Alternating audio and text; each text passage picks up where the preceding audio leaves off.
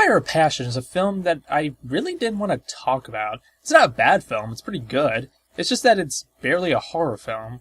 But in the end, I mainly picked it for more of a historical piece. I'll get to that part later. The plot is kind of easy to spoil. It has a lot of twists and turns, so I'll just give you the bare bones without spoiling much. It takes place in 1895 in a village in Japan. Unique. It stars a young man who's in love with an older married woman. They start to have an affair going on. One night, while the husband is passed out drunk, the young man strangles him and then dumps his body into a well. And yes, the old lady does assist him in all this. And the rest is her being haunted by his ghosts. There's a lot more that happens, but I don't really want to spoil. But I will say that the haunting part of the movie is really only about 20 to 10% of the movie.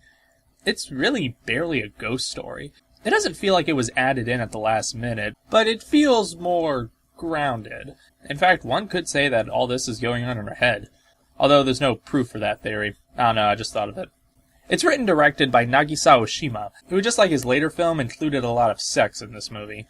Not really R-rated stuff, but pretty out there. I don't really mind it, as it was kind of purposeful. However, fun fact, the Japanese censorship laws would not allow him to make these scenes, so he gave the production rights to a French studio, who later produced it, so he got away with it because technically it's a foreign film.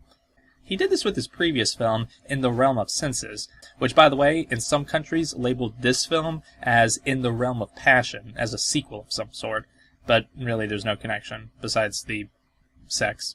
In the end, I personally think the movie's pretty okay. I don't really see much of the praise over the movie. I like it, I just don't love it. But I do recommend it for one reason. This film came out in 1978. Back then in the 70s, there weren't really a lot of horror films. In America, there were a few, but they were usually grounded and realistic. In Japan, there were almost none. They were either just bad and campy or unknown at the time. This one, however, was a horror film with a paranormal plot, great well-known director, and was very well received, and came out in the 70s. This is probably the only film of its kind. In other words, I recommend it because it might be the only good horror film from 1970s Japan. Empire Passion. Check it out.